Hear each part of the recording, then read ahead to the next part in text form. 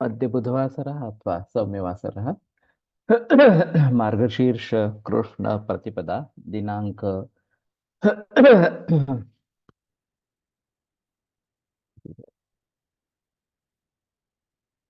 27 27 December 2023 Patanjali योग सूत्र व्याधिस्थान संशय परमाधालस्य मूकं करोति वाचालं पङ्गुं लङ्घयते गिरिं यत्कृपातमहं वन्दे परमानन्दमाधवम् अपि स्वशक्त्या तपसि प्रवर्तसे शरीरमाद्यं खलु धर्मसाधनम् कनिष्ठिकाधिष्ठितकालिदासो यदुक्तवान् तद् अहमत्र वक्ष्ये उद्दिष्टमायुर्वेदस्य स्वस्थस्य स्वास्थ्यरक्षणम् आतुरे रोगमुक्तिश्च द्वयमेतत् प्रयुज्यते योगशास्त्रेऽधुना किन्तु न तत्तस्य प्रयोजनं द्वयोर्मोक्षप्राप्तिः स्यात् योगो मोक्षप्रवर्तकः स्वास्थ्यं च रोगमुक्तिश्च मोक्षप्राप्तिस्तथैव च सम्यगध्ययनेनैव आयुर्योगस्य तद्भवेत्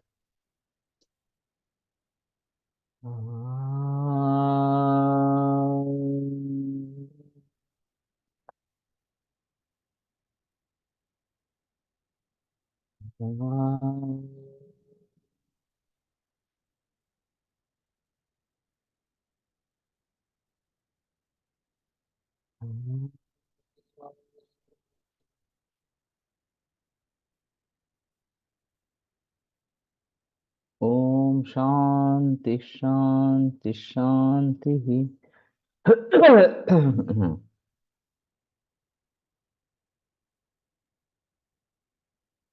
प्रथमोऽध्यायः समाधिपादः।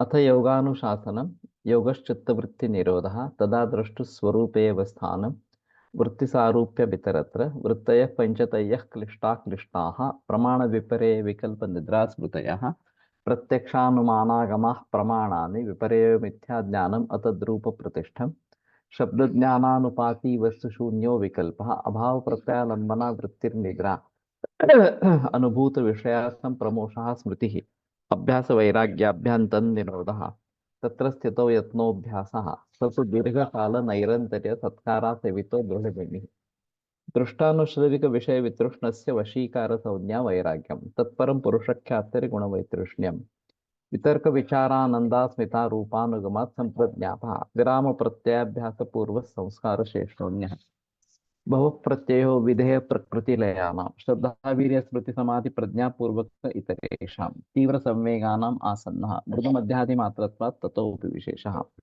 ईश्वर प्रणिधानाद्वा क्लेशकर्म विपाकाशयैर परामृष्ट पुरुष विशेष ईश्वरः तत्र निरतिशयं सार्वज्ञवीषम् स पूर्वेषामपि गुरुः कालेनानवच्छेदात् तस्य वाचकः प्रणवः तज्जपस्तदर्थ भावनम् ततः प्रत्यक्केतनादिगमोऽप्यन्तराया भावश्च व्याधिस्त्यान संशय प्रमादालस्या विरतिभ्रान्तिदर्शनालब्धभूमिकत्वानवस्थितत्वानि चित्तविक्षेपास्ते अन्तरायाः दुःखदौर्मनस्य अङ्गमे जयत्व श्वास प्रश्वास विक्षेप सह भुवः तत्प्रतिषेधार्थम् एकतत्वाभ्यासः मैत्री करुणा मुदितोपेक्षाणां सुखदुःख पुण्यापुण्य विषयाणां पावनात्तश्चित्तप्रसादनम् प्रच्छर्दन विधारणाभ्यां वा प्राणस्य विषयवती वा प्रवृत्तिरुत्पन्ना मनसः स्थितिनिबन्धिनी विशोका वा ज्योतिष्मति वीतराग विषयं वा चित्तं स्वप्ननिद्रा ज्ञानालम्बनं वा यथाभिमत ध्यानाद्वा परमाणु परममहत्त्वान्तोऽस्य वशीकारः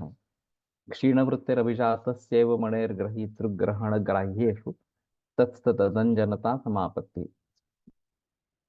तत्र शब्दार्थ ज्ञान विकल्पैः संकीर्णा सवितर्का समापत्ति स्मृति परिशुद्ध स्वरूप शून्यवार्थमात्र निर्भासा निर्वितर्का एतयैव सविचारा निर्विचारा च सूक्ष्म विषया व्याख्याता सूक्ष्म विषयत्वं चालिंग पर्यवसानं सा एव सबीज समाधिः निर्विचार वैचारद्वेद्यात्मक प्रसादः ऋतुम्भरा तत्र प्रज्ञा श्रुतानुमान प्रज्ञाभ्याम अन्य विषया विशेषार्थत्वात् तज्ज संस्कारोऽन्य संस्कार प्रतिबंधी तस्यापि निरोधे सर्वनिरोधात् निर्बीज समाधि इति पतंजलि विरचिते योगसूत्रे प्रथमः समाधिपादः द्वितीयोऽध्यायः साधनपादः तपस्वाध्यायेश्वर प्रणिधानानि क्रियायोगः समाधिभावनार्थः क्लेशतनुकरणार्थश्च अविद्या स्मिता रागद्वेषाभिनिवेशाः क्लेशाः। अविद्या क्षेत्रमुत्तरेषां प्रसुप्ततनुविच्छिन्नोदराणाम्। अनित्याशुचि दुःखानात्मसु नित्यशुचि सुखात्मख्यातिरविद्या।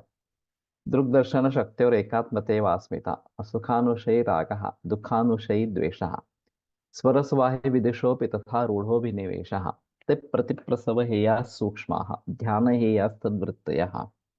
क्लेशमूलः कर्माशय दृष्टादृष्टजन्म वेदनीयः। सति मूले तद्विपाको जात्यायुर्भोगाः।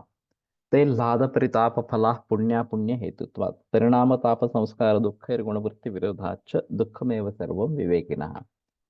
हेयं दुःखमनागतं द्रष्टुदृश्ये संयोगो हेय हेतुः। प्रकाशक्रिया स्थितिशीलं भूतेन्द्रियात्मकं भोगापवर्गार्थं दृश्यम्। विशेषाविशेषलिङ्गमात्रा लिङ्गानि गुणपर्वाणि। द्रष्टा दृशिमात्र शुद्धोऽपि प्रत्ययानुपश्यः तदर्थ एव दृश्यस्य आत्मा। कृतार्थं प्रतिनष्टमप्यनष्टं तदन्यसाधारणत्वात् स्वस्वामिशक्त्या स्वरूपोपलब्धिहेतुः संयोगः। तस्य हेतुरविद्या। तदभावात् संयोगाभावो हानन्तदृशेः कैवल्यम्। विवेकख्यातिरविप्लवा हानोपायः तस्य सप्तधा प्रान्तभूमिप्रज्ञा। योगांगानुष्ठानात् अशुद्धिक्षये ज्ञानदीप्तिरा विवेकख्यातेः। यम नियम आसन प्राणायाम प्रत्याहार धारणा ध्यान समाधयवष्टावंगानि। अहिंसा सत्यास्तेय ब्रह्मचर्या परिग्रहा यमाः। जाति देश काल समयानवच्छिन्नाः सार्वभौमा महाव्रतम्। शौच संतोष तपस्वाध्यायेश्वर परिनिधानानि नियमाः। वितर्क बाधने प्रतिपक्ष भावने।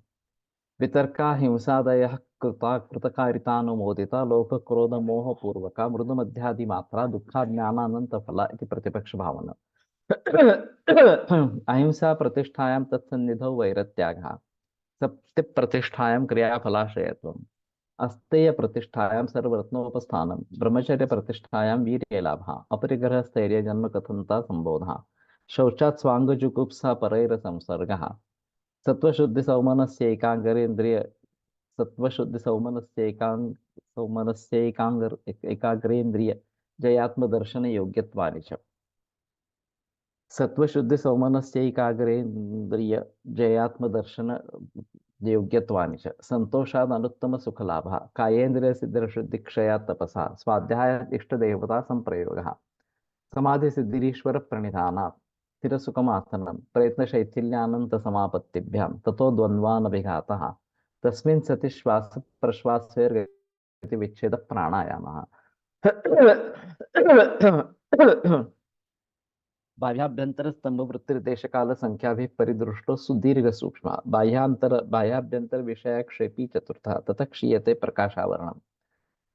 धारणासु च योग्यता मनसा स्वविषया संप्रयोगे चित्तस्वरूपानुकार इवेन्द्रियाणां प्रत्याहारः ततः परमावश्यते इन्द्रियाणाम् इति पतंजलि विरचिते योगसूत्रे द्वितीय साधनपादः।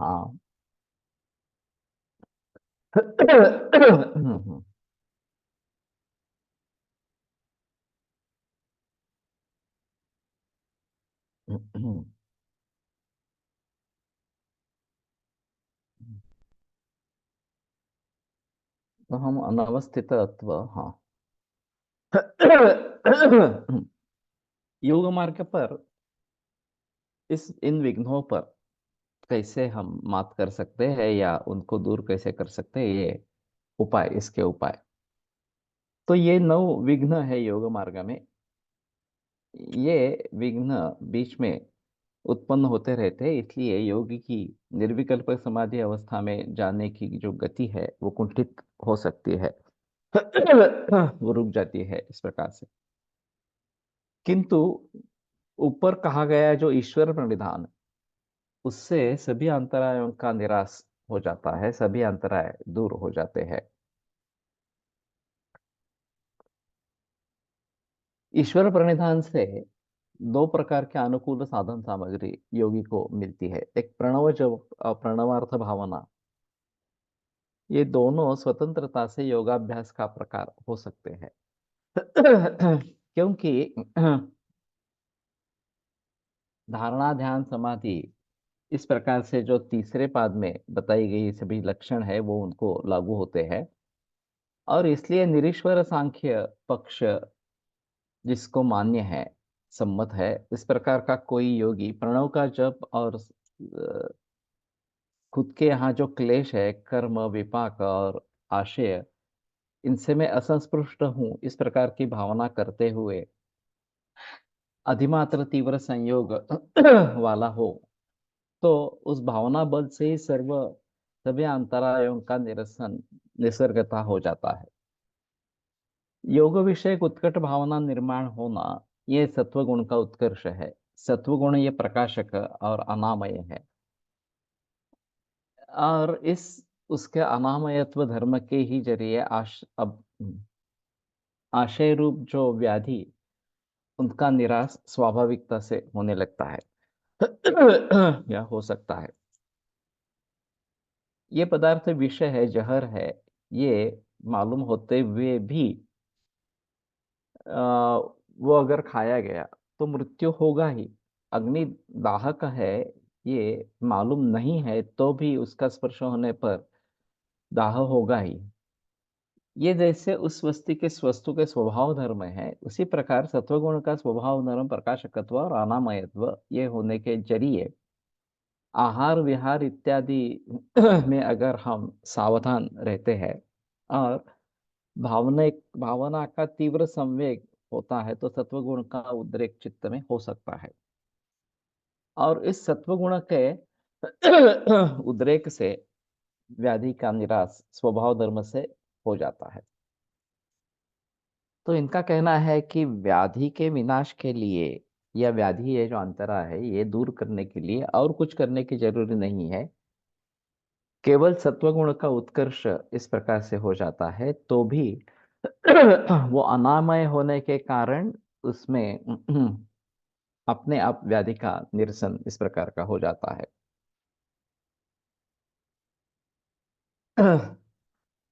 अर्थात इसी प्रकार से, इन्हीं कारणों से सात्यान संशय प्रमाद आलस्य, ये अंतराय भी योगी के चित्त में रह नहीं सकते, और अविरति भ्रांति दर्शन अवलब्ध भूमिकत्व नवस्थितत्व, ये अंतराय क्वचित प्रसंग अगर उत्पन्न हो भी गए तो भी योग विषयक भावना के अधिमात्र तीव्र संवेग से उनका निराश भी अल्पकाल में हो सकता है।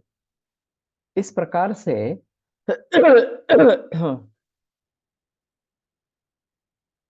केवल भावना बल से ही सभी अंतराय दूर हो सकते हैं, और उसी में अगर ईश्वर प्रणिधान से प्राप्त ईश कृपा का बल मिल गया तो दुग्ध शर्करा योग हो जाता है।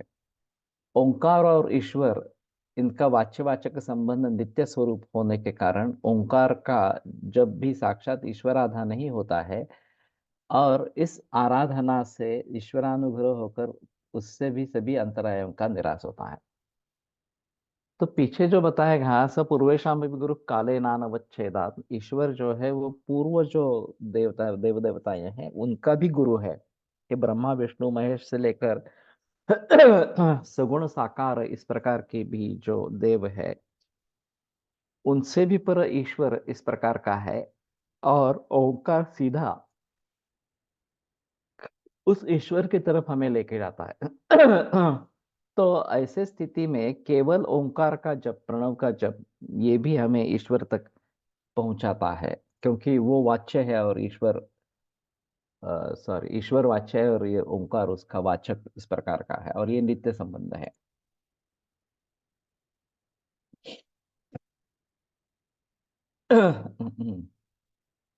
इस प्रकार से ईश्वरानुग्रह होकर सभी अंतरायों का निराश इस प्रकार का हो जाता है।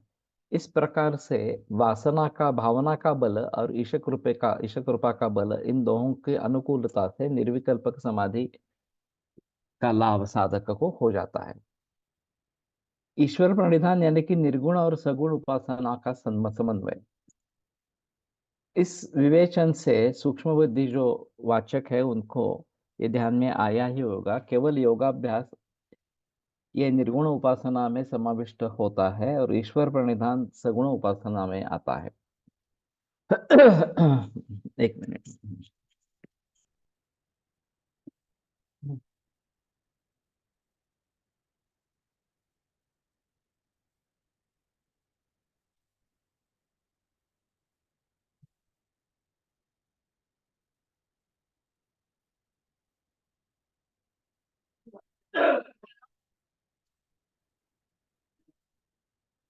आत्म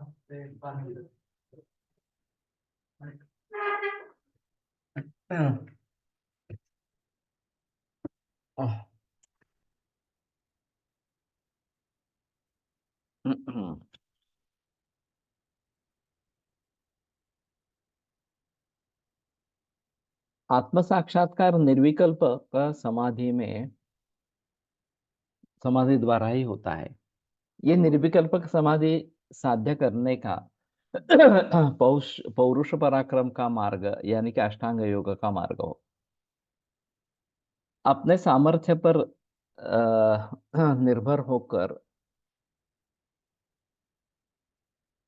अष्टांग योगानुष्ठान से निर्विकल्पक समाधि प्राप्त साध्य करके लेना, ये अधिक पराक्रम का फल इस प्रकार का है। लेकिन वो कठिन और धोखादायक भी है। फल की दृष्टि से देखा जाए तो सगुण उपासना और निर्गुण उपासना ये दोनों साधन एक जैसे ही है, क्योंकि किसी भी मार्ग से गए तो भी अंतिम फल एक ही है। लेकिन सगुण उपासना में मुमुक्षु के प्रयत्नों को ईश्वर कृपा की जोड़ मिलती है, और वो मार्ग पौरुष प्रयत्न और पराक्रम इनके दृष्टि से थोड़ा कम दिखाई देता है, तो भी फल की दृष्टि से निर्गुण उपासना के समान योग्यता का है। ये बात अधिक स्पष्ट होने के लिए एक दृष्टांत लेते हैं। समझो कि हमें एक नदी उल्लंघन करके दूसरे तीर में जाना है। नदी का जल काफी गहरा है और उसमें तीव्र वेग भी है। इसमें बीच में भंवरे होते हैं और उसमें सुसर वगैरह ये प्राणी भी है, जलचर भी है। इस प्रकार के नदी का उल्लंघन करना एक बाहुबल के आधार पर या अपने जो स्विमिंग का जो कौशल्य है उस पर निर्भर होके ये एक मार्ग है कि स्विमिंग करके तैरते हुए जाना। लेकिन अपना सभी भार नावाड़ी जो है, नौका चलाने वाला जो है, उस पर डाल के फिर उसके आधार पर नौका के जरिए ये नदी उल्लंघन करना, दोनों मार्ग से गए और अंतिम फल पहले तीर ये जो है ये साध्य करते हैं, तो फल की अपेक्षा से दोनों तुल्य बल है। तथापि ये दो मार्ग का स्वरूप भिन्न भिन्न है। पहला मार्ग पराक्रम का और वैसे धोखेबाज भी है। दूसरा धोखा नहीं है लेकिन पराक्रमहीन है। स्वभाव भेद से किसको पहला मार्ग अच्छा लगेगा या किसी को दूसरा मार्ग अच्छा लगेगा। योगा हाँ, एक पोहून जायचं आणि एक नौकेतून जायचं अशा स्वरूपाचा पहिला पराक्रमाचा मार्ग आहे आणि दुसरा मार्ग हा पराक्रम विरहित अशा स्वरूपाचा मार्ग आहे।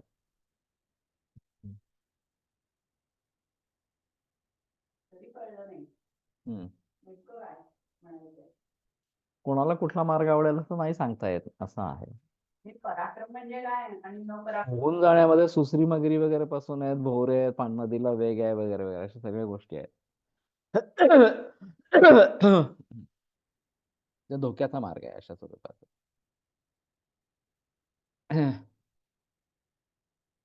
साधक का विशेष भर नदी में तैरते हुए जाना इस प्रकार के पौरुष प्रयत्न पर होता है।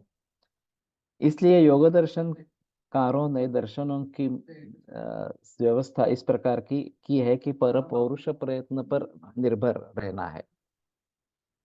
इस दृष्टि से उन्होंने इस पाद के 22वें सूत्र तक समाधि चिकित्सा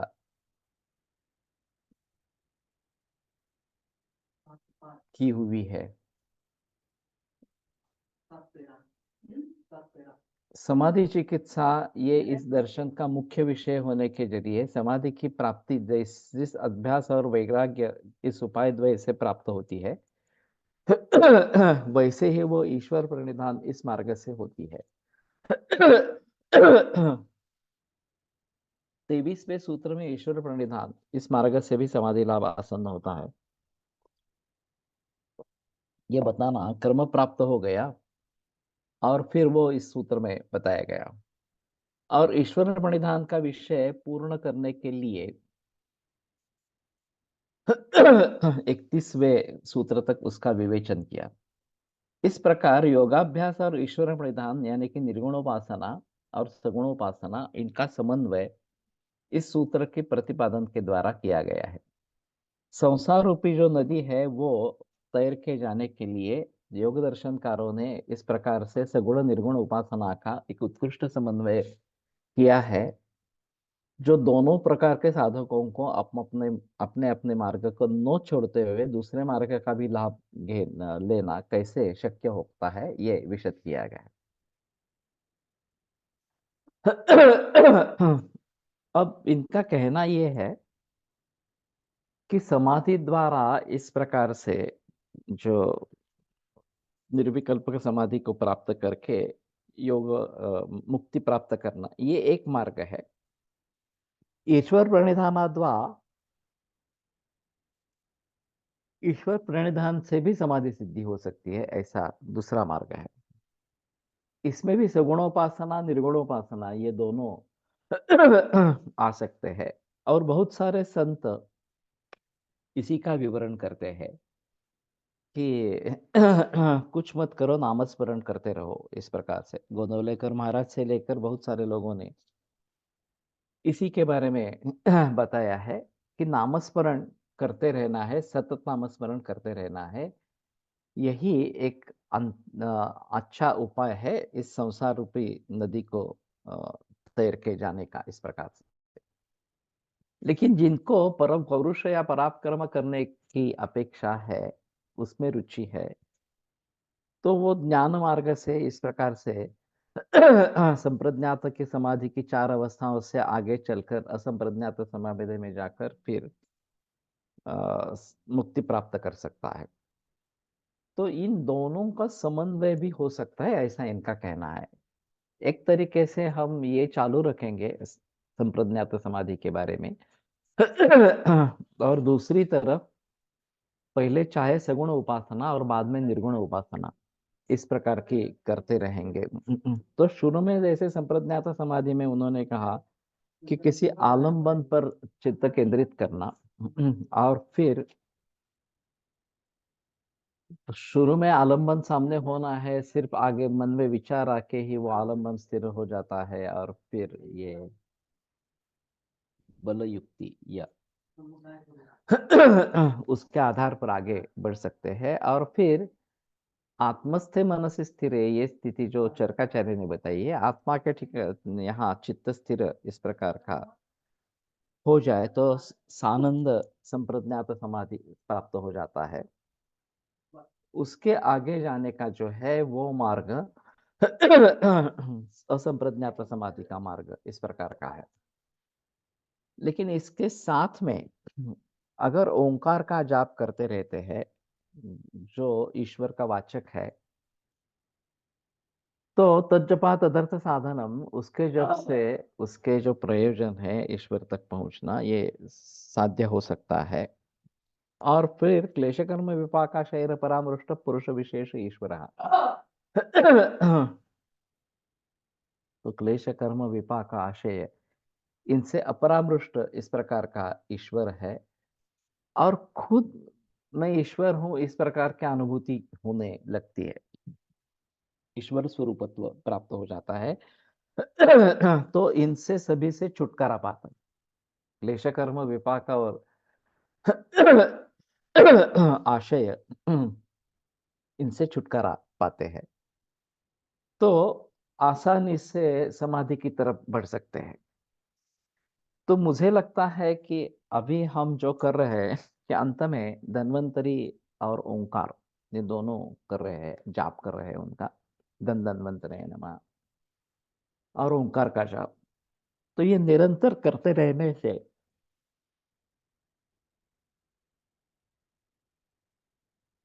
और दूसरी जगह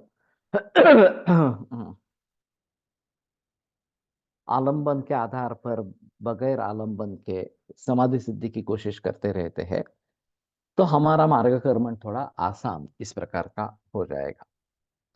साधक निरीश्वर सांख्य पथ का होता है तो भी वो प्रणव जब और परमार्थ भावना करता है, तो धारणा ध्यान समाधि ये तीनों इसमें अंतर्भूत होने के जरिए वो उसका योगाभ्यास होता ही है।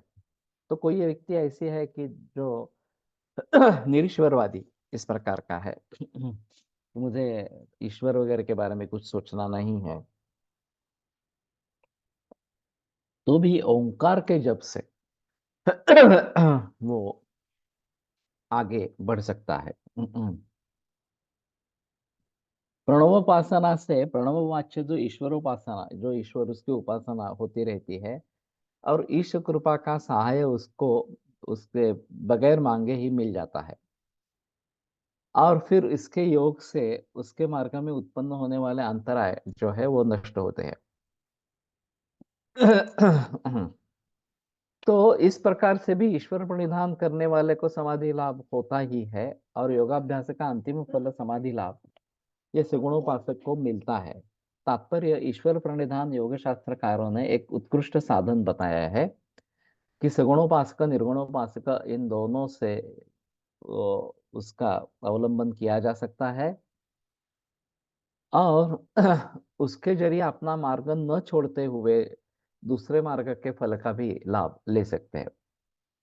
जिसको पराक्रम पर निर्भर होकर भव नदी तैर के जाने की इच्छा है या फिर आकांक्षा है, और उसमें अगर वो सामर्थ्य है, तो ये अष्टांग योग योग रूपी भोपड़े का आश्रय करके कुछ भोपड़ा ये तैरने के लिए एक साधन है इस प्रकार का।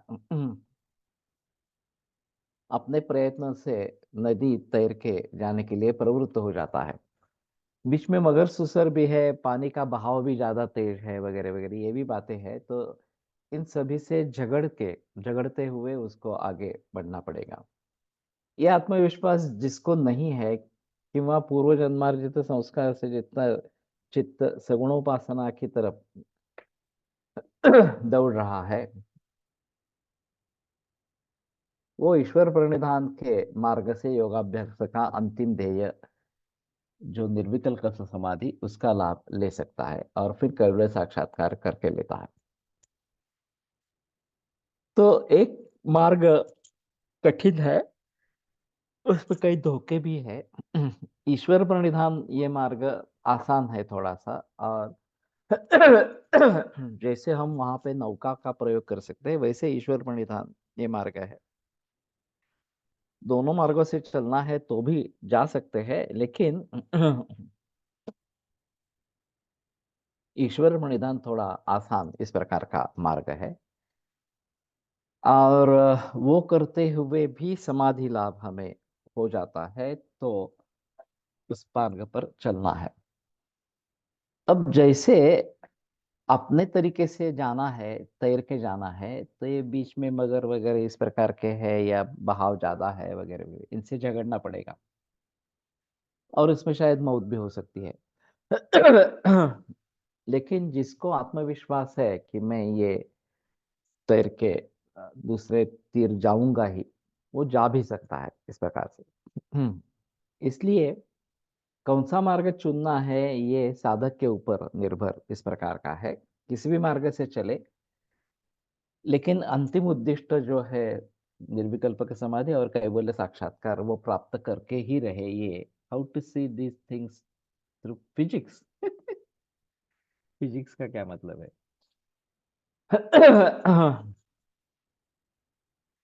जब हम इस प्रकार की बात कर रहे हैं, तो ये फिजिकल लेवल से काफी आगे निकल जाता है। फिजिक्स का संबंध फिजिकल लेवल पर रहेगा, और मन बुद्धि अहंकार वगैरह ये सभी जो बातें हैं ये इससे पर इस प्रकार की है। तो तर्क अत्र प्रतिष्ठा, तर्क भी यहाँ नहीं रहता है, तो केवल इन वचनों पर निर्भर रहना और उसके आधार पर मार्गक्रमण करते रहना, यही पॉसिबल है।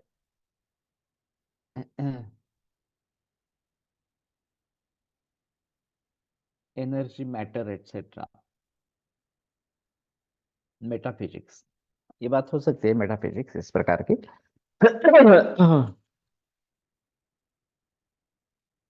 ऐसा है, इस योग मार्ग पर चलते हुए बहुत कम श्रम होते हैं और एनर्जी अच्छी रहती।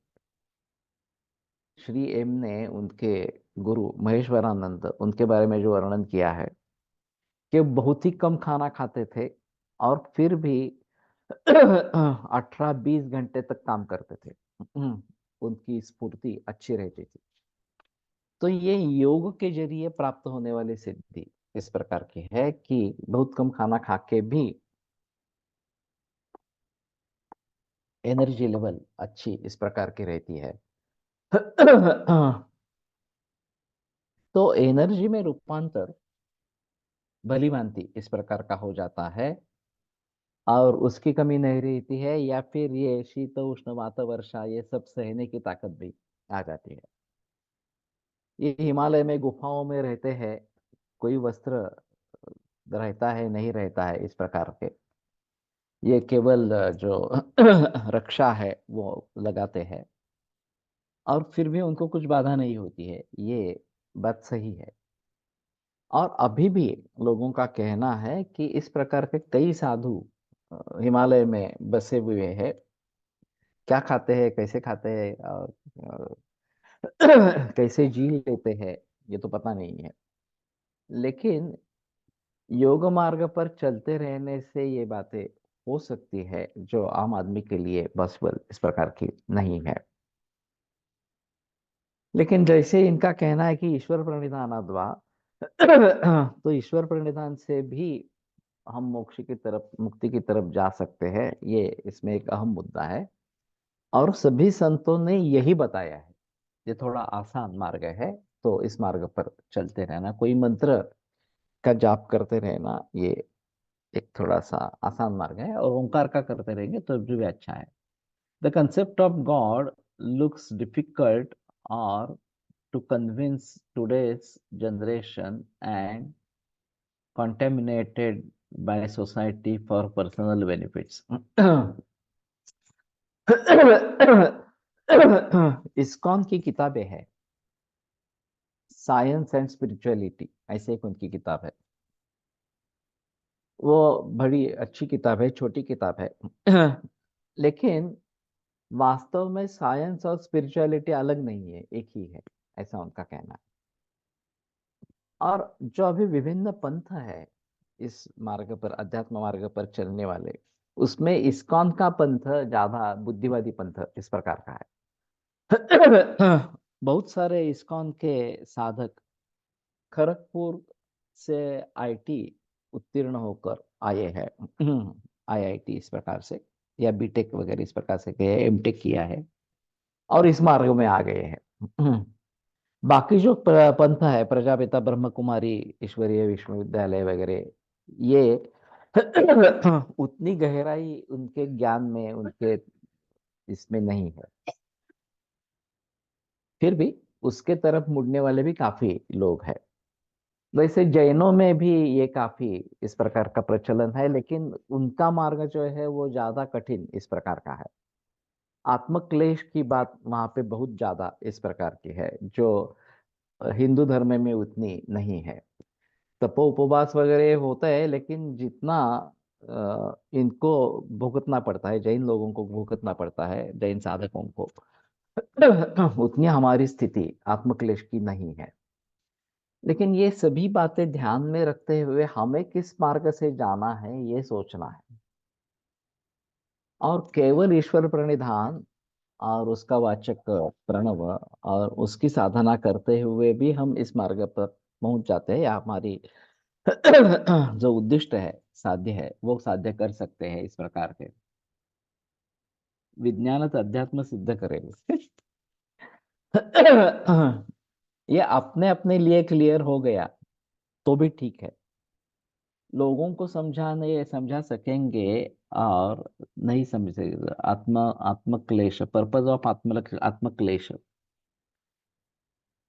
मुझे पता नहीं है, लेकिन शायद ये बात हो सकती है कि जो हमारे पूर्व कर्म है, जो एक अंतराय है इसमें उस पूर्व कर्मों को भुगत लेना और उनसे मुक्ति पाना, ये एक मार्ग हो सकता है आत्मक्लेश का। जैसे वाल्या का वाल्मीकि बन गया तो उसमें तीव्र तपाचरण इस प्रकार का किया और 12 बरस वो बैठा रहा और राम नाम का जाप लेते रहा। तो इसमें कहता कहते हैं ऐसे कि उसके जो सभी पातक थे, उसने तो काफी लोगों की हत्या की थी, उनको उनका धन लूटा था वगैरह वगैरह इस प्रकार से। तो ये जो सभी दोष है वो दग्ध बीज हो जाते हैं इस प्रकार की आत्मक्लेश के मार्ग से। और फिर एक बार दग्ध बीज हो गया तो वो उगने का कोई चांस नहीं रहता, उससे कुछ फल होने का चांस नहीं रहता। तो शायद ये आत्मक्लेश के लिए बताया जाता है, क्योंकि वहां पे केशों का लुंचन है, स्नान वर्जित है, बाकी का भी काफी चीजें हैं, एक ही समय खाना खाना है वगैरह इस प्रकार की भी है। दिगंबर में तो एक ही समय खाना और पानी पीना एक ही समय में एक दिन में करना है, बाकी कुछ नहीं लेना है। और फिर भी इनकी ताकत अंदाजा नहीं लगा सकते इस प्रकार से। जो मैंने विद्यासागर महाराज जी को देखा था, 74 या 76 इसकी उनकी उम्र है, 22 साल में दीक्षा ले ली है, 22वें वर्ष में। और एक ही दफा अंजलि से खाना खाते हैं, पानी पीते हैं, और फिर भी 25-26 किलोमीटर बगैर कोई पादत्राण बड़ी तेजी से दौड़ते हैं। तो ये इतनी ताकत कहाँ से आती है? केवल इतना थोड़ा सा अन्न खाकर भी और एक ही बार पानी पीकर भी हमें थोड़े भी चले तो हमें प्यास लगती है, पानी पीने की जरूरत पड़ती है। ये कैसे रह सकते हैं बगैर पानी के इस प्रकार से? तो ये आध्यात्मिक ताकत इस प्रकार की है। तो कहने का तात्पर्य अर्थ ये है कि हर एक का मार्ग अलग अलग इस प्रकार का है, और इस प्रकार के मार्गों में चलने वाले भी काफी लोग हैं। ऐसा नहीं है कि संख्या अगर देखी जाए तो इस्कॉन में ज्वाइन होने वाले, ये प्रजापिता ब्रह्म कुमारी में ज्वाइन होने वाले, जैन लोगों में इस प्रकार से ये लेने वाले दीक्षा लेने वाले बहुत सारे लोग हैं। और फिर उनके तरीके से जीवन व्यतीत करते हैं। तो किसको क्या चुनना है ये उसके ऊपर निर्भर है। और मुझे उसमें रुचि है, मुझे ये साध्य करना है, मुझे इस मार्ग पर चलना है, ये दृढ़ निश्चय होना बहुत जरूरी इस प्रकार का होता है। अगर दृढ़ निश्चय हो जाता है तो फिर अंतराय नहीं रहते, या अंतराय की जो बाधा होती है, पीड़ा होती है, वो नहीं होती है। इसलिए हमें चाहिए कि हम इस मार्ग पर अच्छी तरीके से चलते रहे। इस प्रकार से ईश्वर परिधान से अंतरायों का निराश होता है बताने पर उस अंतरायों के जो उपद्रव उसके साथ में निर्माण होते हैं उनका भी निर्देश आगे किया है। दुःखदौर्मन से अंगमय जयत्व श्वास प्रश्वासा विक्षेप सहभुवः। आधि भौतिक, आधि दैविक और आध्यात्मिक, ये तीन प्रकार के दुख, मन का अस्वास्थ्य ये दौर्मनस्य, अंगमय जयत्व यानी कि अंग में कंक वगैरह निर्माण होना, और श्वास प्रश्वास, वायु का अंत प्रवेश ये श्वास, और वायु का बाहर जाना ये प्रश्वास, ये पांच उपद्रव विक्षेप के समवेत होने वाले इस प्रकार के हैं। तो श्वास और प्रश्वास ये भी विक्षेप के साथ होने वाले हैं, इस प्रकार के हैं जो जीवन के लिए आवश्यक इस प्रकार के बताए जाते हैं। और श्वास प्रश्वास प्रक्रिया रुक गई तो मौत जैसी हो जाती है। तो ये जो प्राणायाम की आगे बात बताते हैं कि सत्विन सति श्वास प्रश्वास और गति विच्छेद प्राणायाम इस प्रकार से। तो ये एक प्रकार का उपद्रव है श्वास प्रश्वास। ये बड़ी अजीब बात बताई गई है। विक्षेप ये कारण, उपद्रव ये कार्य नहीं। माग पिछले सूत्र में जो अंतरायभूत 9 विक्षेप बताए हैं, उनके साथ ही इस सूत्र में जो 5 उपद्रव वो योगाभ्यासी साधक को पीड़ा देते हैं और विक्षेप का तीव्रता बढ़ाते हैं। इन 5 उपद्रवों में विक्षेप सहब हुआ, उपद्रवों को विक्षेप सहब हुआ ये विशेषण दिया है। इसके जरिए वे विक्षेपण के समवेत होते हैं, इतना ही बताया गया है। ये उपद्रव विक्षेप से उत्पन्न होते हैं ऐसा नहीं है, अर्थात विक्षेप ये कारण और उपद्रव ये कार्य ऐसा सूचित नहीं करना है। इस प्रकार का अगर हेतु होता तो विक्षेप सहब हुआ ऐसा न कहते, विक्षेप हुआ इस प्रकार से कुछ विशेषण दिया होता। हेवी ब्रीदिंग आहे का है। प्राणायाम की स्थिति हम कितने देर तक कर सकते हैं? ये जो तस्मिन् स्थिति श्वास विषय प्रश्वास गतिविच्छेद प्राणायाम, हम तो 2-5 सेकंड भी श्वास लेके बगैर नहीं रह सकते। इन्होंने एक गानू सर ने एक बताया था, नित्यानंद स्वामी करके उनका आश्रम था और वो प्राणायाम कर रहे और पूरे वातावरण में सुगंध भर गया था इस प्रकार से। और प्राणायाम की गति इतनी धीमी थी कि आधे घंटे में सांस लेना और आधे घंटे में छोड़ना, इतनी धीमी गति थी। तो किसी को तो लगेगा कि ये श्वास नहीं ले रहे, मर गए हैं इस प्रकार से। तो इस प्रकार की अगर स्थिति होती है तो ये इन विक्षोभों के साथ ये उत्पन्न होते हैं, श्वास प्रश्वास वगैरह वगैरह। और मालूम नहीं कि अगर पूरी तरीके से रुक जाते हैं तो आदमी की मौत होती है नहीं होती है। इसके बारे में कई योगियों ने बहस की है, प्रत्यक्ष दिखाया है कि बंद कर दिया है श्वास लेना, सांस लेना, हृदय की गति भी बंद हो गई है, फिर भी वो जिंदा है। ये सभी यंत्रों के द्वारा परीक्षा की गई और फिर भी वो जिंदा थे इस प्रकार से। ये कितने समय का खेल है मालूम नहीं है।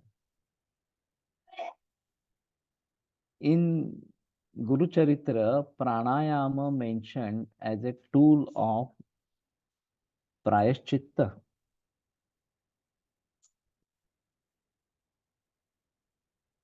हाँ, गुरुचरित्र में काफी अलग अलग रेफरेंसेस मिल रहे हैं।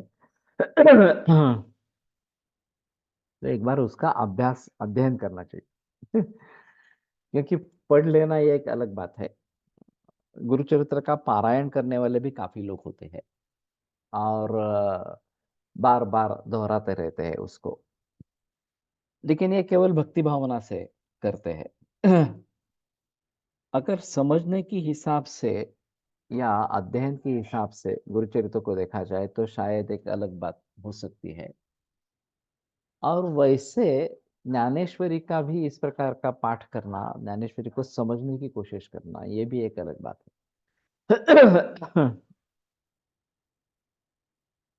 तो ये भक्ति मार्ग तो है, उसमें संदेह की बात नहीं है, लेकिन ज्ञान मार्ग भी इस प्रकार का है। और ज्ञानेश्वर ने तो कई उदाहरणों के साथ कुछ विषय को स्पष्ट करने की कोशिश इस प्रकार की है। तो गुरु का महिमा क्या है ये बताते हुए, स्वाति से निपाणी ये न होती जरी का मोती, ये तहे अंगी सुंदराची ये का शोभती थी, ये इस प्रकार का। ये हमारे स्कूल में जब मैं पढ़ता था तो हाँ, इस स्वाति नक्षत्र पर इस प्रकार का अगर मोती नहीं बनता तो लोग कैसे उसको परिधान करते वगैरह वगैरह इस प्रकार से। अथवा माये से जैव जैवयु बस से इस प्रकार के, बालक को माँ खिलाती है तो छोटे छोटे घास करके उसको खिलाती है इस प्रकार से। तो कई उदाहरणों के द्वारा उन्होंने बातें स्पष्ट करने की कोशिश इस प्रकार की है। और मुझे लगता है कि इन सभी का अध्ययन होना, ज्ञानेश्वरी हो या फिर गुरुचरित्र हो या अन्य इस प्रकार के ग्रंथ हो। तो काफी जानकारी इसमें से मिल सकती है। और पृथ्वी गोल है, वो सूर्य के इर्द गिर्द घूमती है, ये मालूम था। कुछ छोटे छोटे सूत्रों में ये बताया गया है, लेकिन उसके बारे में ज्यादा बहस नहीं की गई इस प्रकार से। तो भारत देश ज्ञान में समृद्ध इस प्रकार का था, और वो बीच में हमने काफी कुछ गंवा दिया, लेकिन फिर भी रिवाइव कर सकते हैं। जैसे हम आयुर्वेद को रिवाइव कर रहे हैं, योग को रिवाइव कर रहे हैं, उसी प्रकार से सभी प्राचीन भारतीय ज्ञान विज्ञान जो है उसको भली भांति वापस ले आ सकते हैं। और ये बहुत जरूरी है हमारे लिए, कम से कम। विदेशी लोगों को कहे न कहे, या सिद्ध करने की कोशिश करे न करे, अलग बात इस प्रकार की है। लेकिन हमें तो एहसास होना चाहिए कि हमारे पास बहुत कुछ है, जिसको हम भली भांति प्रयोग में नहीं ला रहे हैं। नहीं समझ रहे हैं इस प्रकार से। कि ये विक्षेप और उपद्रव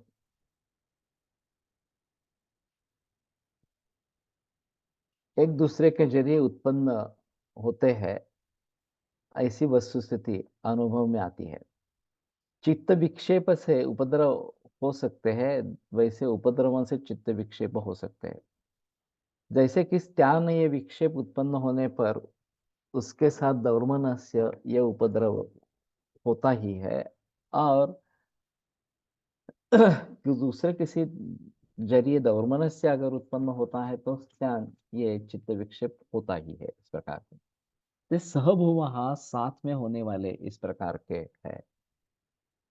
ब्रिटिश लेखक पॉल ब्रुंटन, इनके सीक्रेट सर्च इन इंडिया इस किताब में एक योगी के साधक ने योग साधना के आधार पर 3 तास हृदय के स्पंदन बंद करके दिखाया था। इस प्रकार के अनेक सिद्धि और चमत्कार दिखाने वाले योगियों का वर्णन किया है।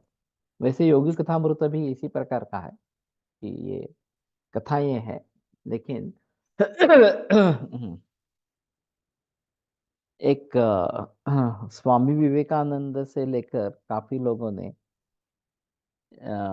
एक बात बताई है। कोई एक ब्रिटिश आदमी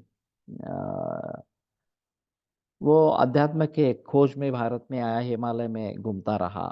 बहुत सारे लोगों को उन्होंने पूछा कि ईश्वर तुमने देखा है क्या? सभी ने ना कह दिया इस प्रकार से। तो वो हंसी मजाक उड़ाने लगा उसका। ये कुछ भी कहते हैं अध्यात्म के नाम पर इस प्रकार से। तो उसको सुझाव मिला कि कहीं पे एक साधु है, योगी है, तो आप उनके पास जाओ। तो वहां तक पहुंच गया। और उसके भ्रू के केस नीचे तक आ गए थे, इतना बूढ़ा वो था इस प्रकार से। तो उन्होंने जाकर उनसे पूछना शुरू किया कि तुमने ईश्वर देखा है क्या, वगैरह वगैरह। तो उसने कहा कि तुम्हारे मन में अभी एक कुछ सवाल है, जिसका तुम जवाब चाहते हो। तो बोले हाँ। तो बोले कि कुछ कागज की पर्ची लेकर उस पर लिखो और कमंडलों में रखो। तो उसमें चिट्ठी लिखी और कमंडलों में रख दी। वो कुछ बोले नहीं, ऐसे ही सामने बैठे थे। ये भी बैठा रहा, क्या करने का है इस प्रकार से। कुछ देर के बाद उसने कहा कि अब चिट्ठी निकालो। चिट्ठी निकाली, तो उसके ऊपर उसकी पत्नी का संदेश आया था। उसकी पत्नी गर्भिणी थी और उसकी डिलीवरी होने वाली थी। तो इसको ये सुनना था कि क्या हुआ वगैरह इस प्रकार से। तो उसने लिखा था कि लड़का लड़की हो गई इस प्रकार से, और मैं हम दोनों सुखरूप इस प्रकार के हैं।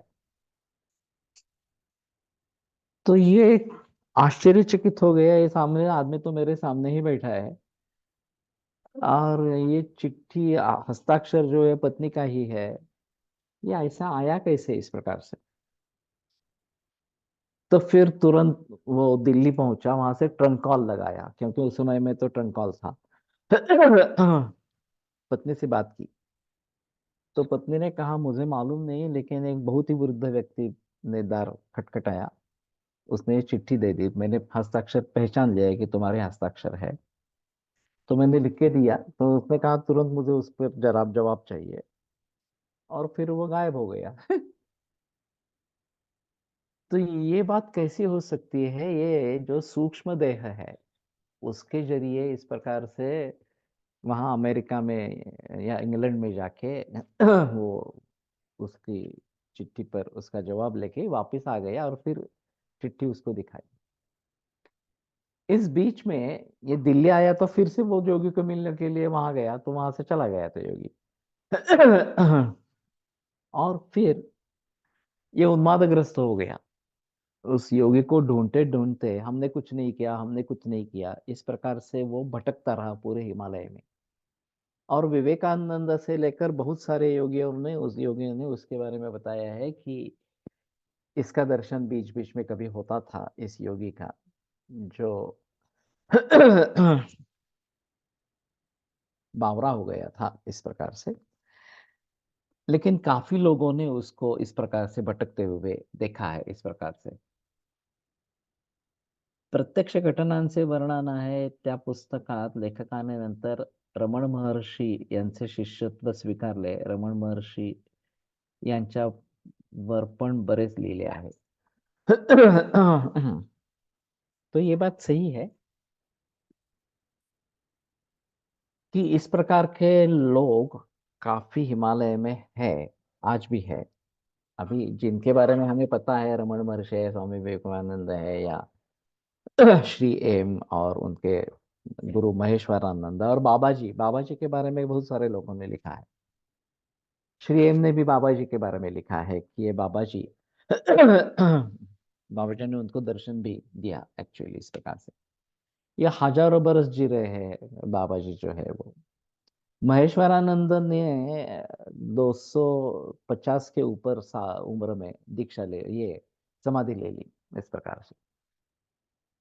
तो इनको बुलावा आया श्री एम को कि तुरंत तुम्हें हिमालय में आना है, मैं जहाँ हूँ वहां पे। और फिर उन्होंने बता दिया कि मेरे समाधि का समय हो गया है, तो इसलिए तुम्हें बुलाया है, इस वगैरह इस प्रकार से। ये सब अजीब बातें हैं। इनके बारे में सोचना काफी मुश्किल इस प्रकार का है। लेकिन ऐसा है कि संसार करते हुए भी मुक्ति प्राप्त कर सकते हैं, ये भी एक बात निश्चित रूप से है। तो शायद हम उसी मार्ग का स्वीकार करें, ये ज्यादा अच्छा इस प्रकार का रहेगा। तो ठीक है, ये तो बहस चलती रहेगी।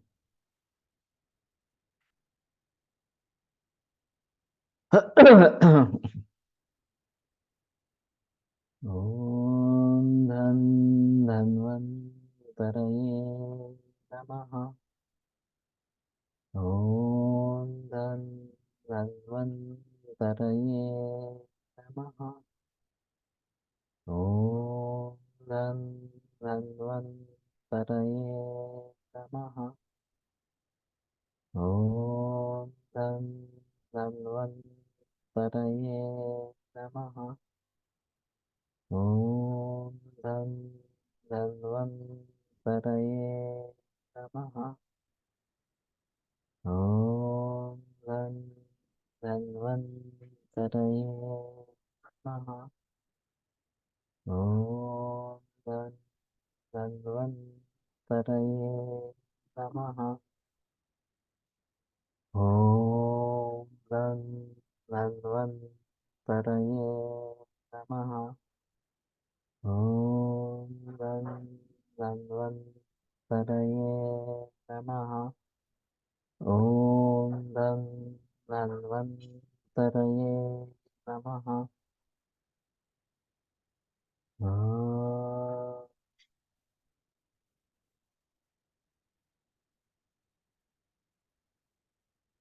ओम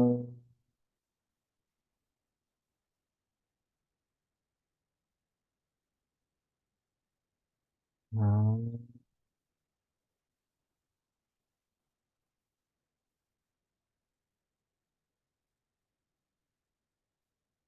हाँ,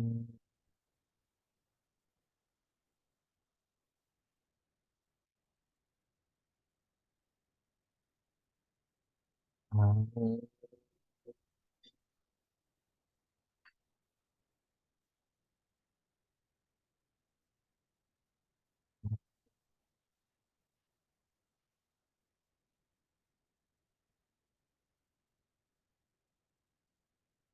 हाँ,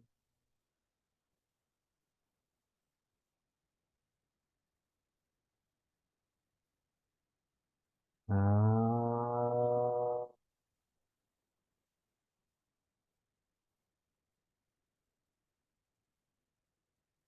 हाँ,